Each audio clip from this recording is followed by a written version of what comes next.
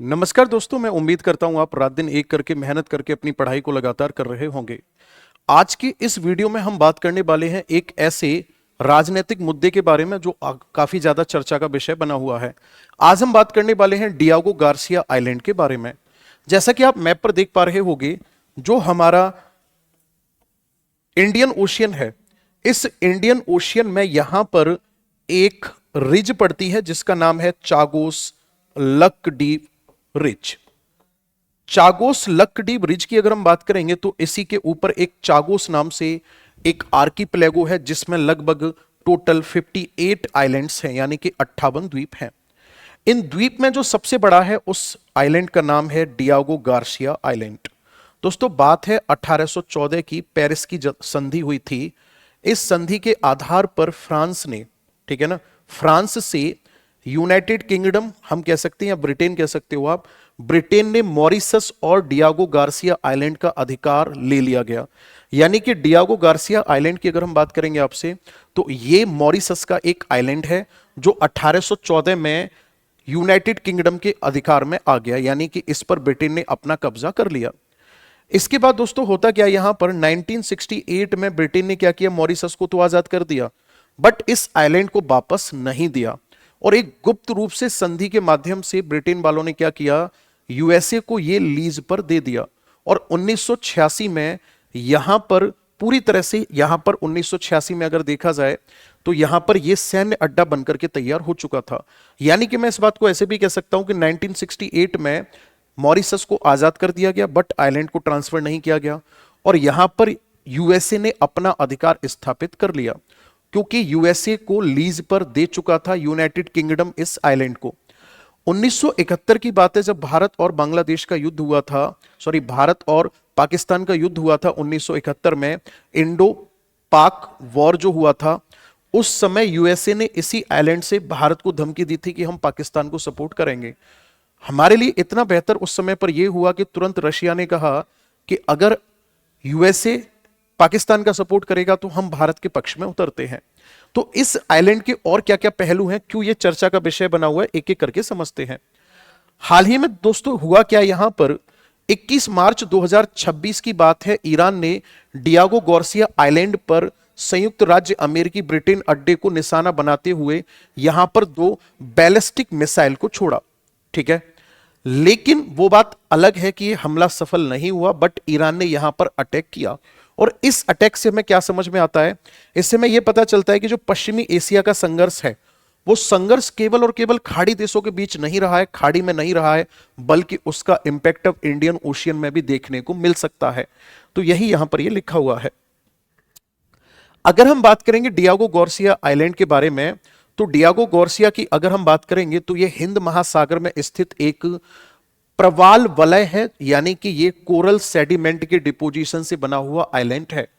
दरअसल में ये एक प्रकार का एटोल आइलैंड है। एटोल आइलैंड का फॉर्मेशन तब होता है जब coral sediment horse shoe shape में, यानी घोड़े की नाल की आकृति में जब उनका जमाव हो जाता है, तब एटोल आइलैंड का निर्माण होता है। इसी प्रकार से हमारा लक्षद्वीप भी बना हुआ है जहां पर एटोल पाए जाते हैं, जहां पर लगभग 10 एटोल आइलैंड्स पाए जाते हैं।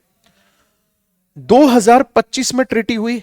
भाई, मॉरिशस ने बार बार कहा कि आइलैंड हमारा है और यूएसए ने अपनी यहां पर नेवी लगा रखी है, तो इस पर हमारा अधिकार कब होगा।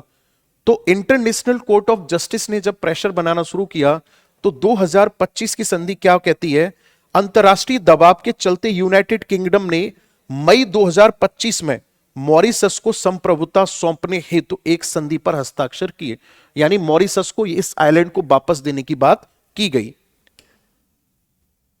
अगर हम बात करेंगे यहां पे आगे क्या होता है, यूके ने डियागो गार्सिया सैन्य अड्डे के लिए दीर्घकालिक पट्टा अपने पास सुरक्षित रखा है। यानी कि उन्होंने कहा कि पेपर तो हमारे पास रहेंगे जिससे कि हम सैन्य अड्डे को संचालित कर सकें, बट अधिकार हम तुम्हें दे सकते हैं। मतलब बस आप समझ पा रहे होगे कि नाम के लिए आइलैंड को ट्रांसफर कर दिया, बट यहां पर सैन्य अड्डा जो बना रहेगा वो इनका ही बना रहेगा, वो भी कब तक, संभावित 99 वर्ष तक।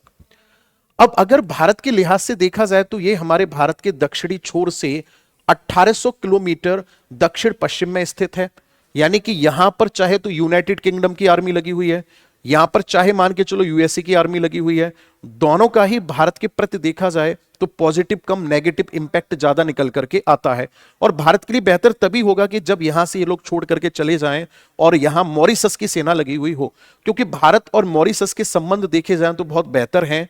मॉरिशस हो गया, सेशेल्स देश हो गया, ये दो देश ऐसे हैं जहां भारत इनको इकोनॉमिक सपोर्ट भी प्रोवाइड करता है और कहीं ना कहीं यहां पर हम इन्वेस्टमेंट भी करते हैं। तो 3000 किलोमीटर, अच्छा भारत से तो ये है, अब ये जो लड़ाइयां चल रही हैं उससे लगभग 3000 किलोमीटर की दूरी पर है ये। तो यानी कि इतना ज्यादा दूरी पर होने के बावजूद भी यहां पर ईरान ने अटैक करके ये लोगों को चिंतित कर दिया कि फर्क इस बात का नहीं पड़ता कि आप कितनी दूरी पर बैठे हुए हो, बल्कि फर्क इस बात का पड़ता है कि युद्ध कितना बड़ा एक रूप धारण कर चुका है, युद्ध कितना ज्यादा खतरनाक हो चुका है।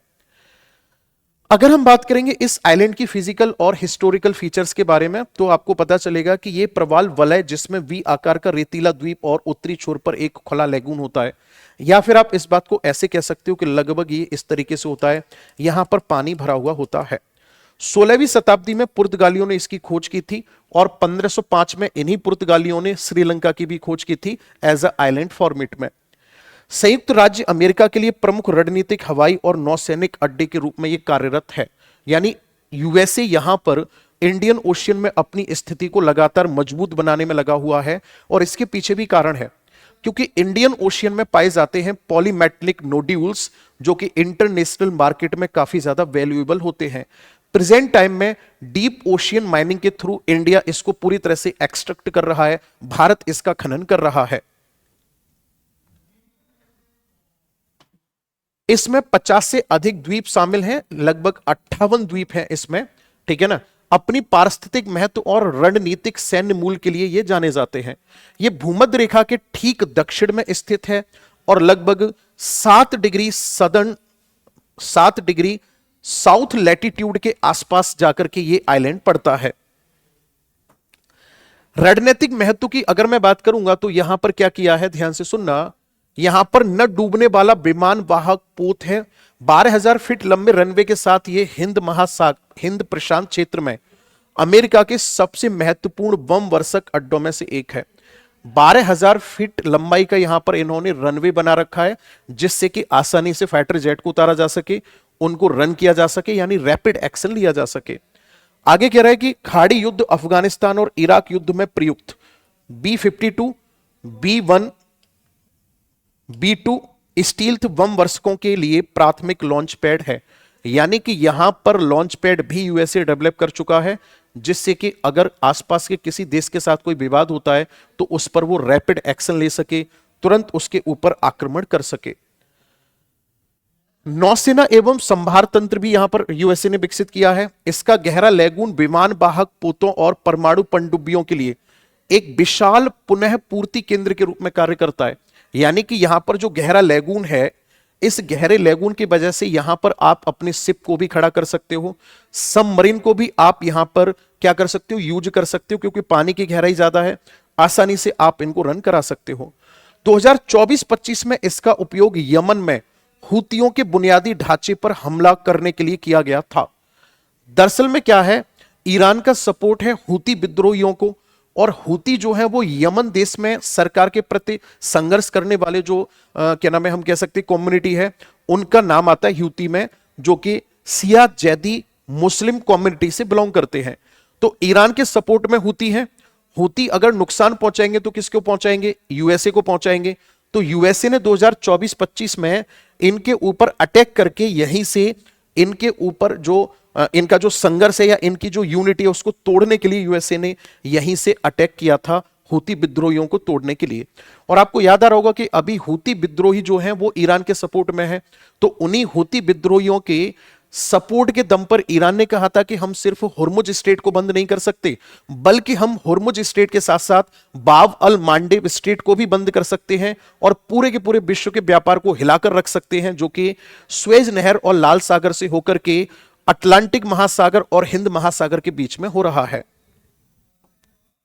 इसके अलावा अगर हम बात करेंगे कि इंडिया के रेस्पेक्ट में अगर देखा जाए तो क्या है, इंडिया, मैंने जैसा कि बताया, भारत ने पश्चिमी सुरक्षा संपत्तियों की निरंतरता सुनिश्चित करते हुए मॉरिशस के वे उपनिवेशीकरण का समर्थन करने में महत्वपूर्ण भूमिका निभाई है।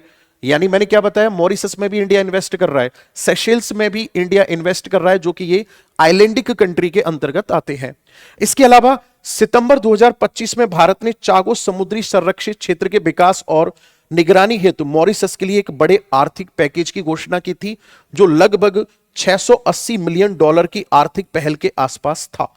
यानी भारत अपने संबंध स्थापित बेहतर करने में लगा हुआ है, और इसका फायदा भारत को तभी मिल सकता है जब यूएसए यहां से हट जाए।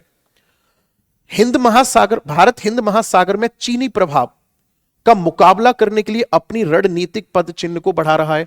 चीनी मुकाबला अब यहां से कहां आ गया, एक तरफ इंडियन ओशियन में चुनौती बना हुआ है यूएसए भारत के लिए, वहीं दूसरी तरफ श्रीलंका का जो हम्बनटोटा आइलैंड है, हम्बनटोटा जो सी पोर्ट है, श्रीलंका ने वो चाइना को लीज पर दे दिया, चाइना वहां करके बैठ गया। यानी दोनों ही भारत के दुश्मन देश, ठीक है, और दोनों ही भारत के लिए क्या है, एक सिर दर्द का कारण बने हुए हैं। तो भारत को अपनी स्थिति यहां पर मजबूत करना बनता है।